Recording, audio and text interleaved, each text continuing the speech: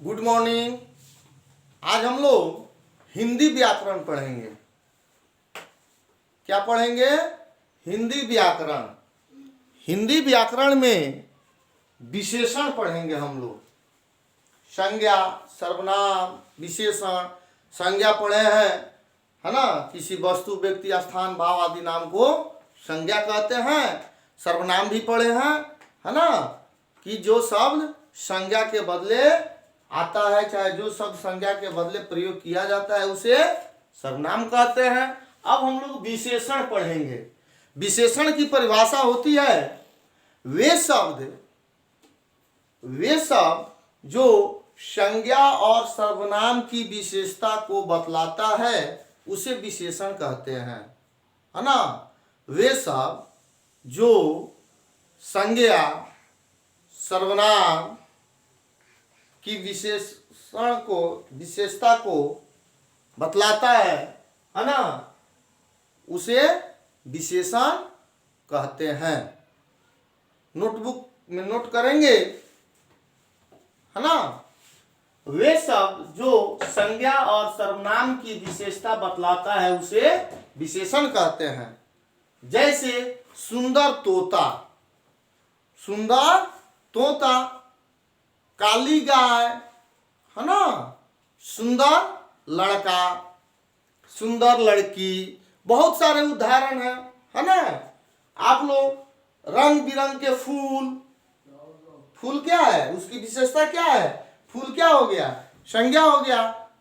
मोर, सुंदर मोर, मोर क्या है? मोर संज्ञा है। और उसका क्या विशेषता है? विशेषता क्या है? विशेषता यही है कि वो क्या? सुंदर है ना?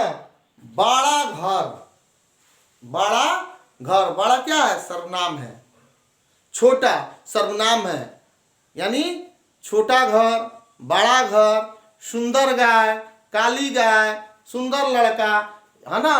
तो इसीलिए कहा जाता है कि वे शब्द जो संज्ञा और सर्वनाम की विशेषता बतलाता है, उसे विशेषण कहते हैं। ठीक है, आगे बढ़ते हैं। आप लोग इसको नोट कर लें नोटबुक में। चलिए, अब विशेषण के भेद। विशेषण के 4 भेद होते हैं। पहला होता है ना? विशेषण के 4 भेद होते हैं। कितने भेद होते हैं?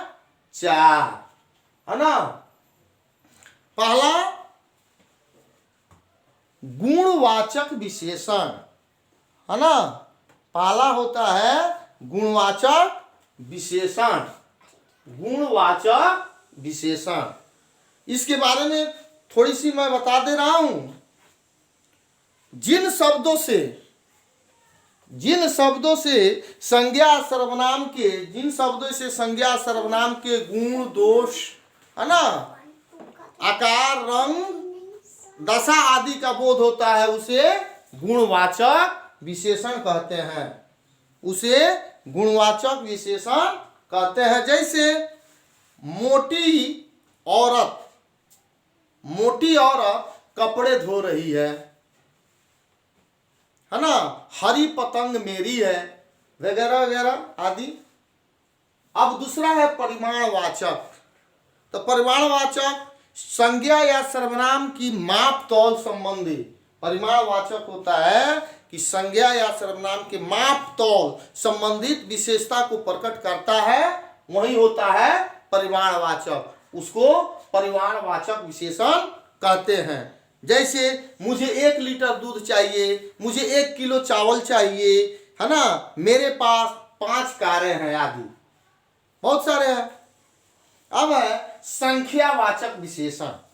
संख्यावाचक विशेषण, है ना, संज्ञा सर्वनाम की संख्या का बोध कराता है, उसे संख्यावाचक विशेषण कहते हैं, है ना? जैसे राजीव के पास 4 केले हैं, मोहन के पास 4 गायें हैं, है ना?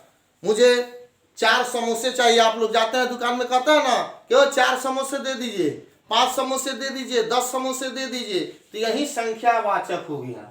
ठीक है। संकेतवाचक, यानी एक होता है सार्वनामिक या संकेतवाचक। सार्वनामिक को ही संकेतवाचक विशेषण कहा जाता है। जो संज्ञा है ना, सर्वनाम शब्द होता है और वो संज्ञा से पहले आकर विशेषण के रूप में प्रयोग होता है, उसे हम लोग संकेतवाचक चाहे सर्वनामित कहते हैं। जैसे वह बड़ा घर मेरा है, आपके कहता है ना, आप ही लोग कोई आप लोग पढ़ते हैं, आप लोग के दोस्त जा कहते हैं वो मेरा घर है ना, ठीक है, वो मेरा घर है। और वो लड़की जो है ना, वह लड़की बहुत अच्छी नाचती है। तो पहले सर्वनाम आता है और बाद में संज्ञा आता है, तो वही विशेषण या सर्वनामी चाहे संकेतवाचक विशेषण हो जाता है। इसको आप लोग अपने नोटबुक में नोट कर लेंगे। और जो है इसके भेद आप लोग को मैंने बता दिया, भेद की परिभाषा बता दिया। भेद की परिभाषा जब आप अगले कक्षा में जाइएगा तब आप लोग की आवश्यकता है। अभी वर्ग तृतीय के लिए इतना ही आवश्यक है। आप लोग इसको नोटबुक में नोट कर लेंगे और इसको याद कर लेंगे। जो समझ में न आया हो उसे आप लोग पूछ लेंगे। धन्यवाद।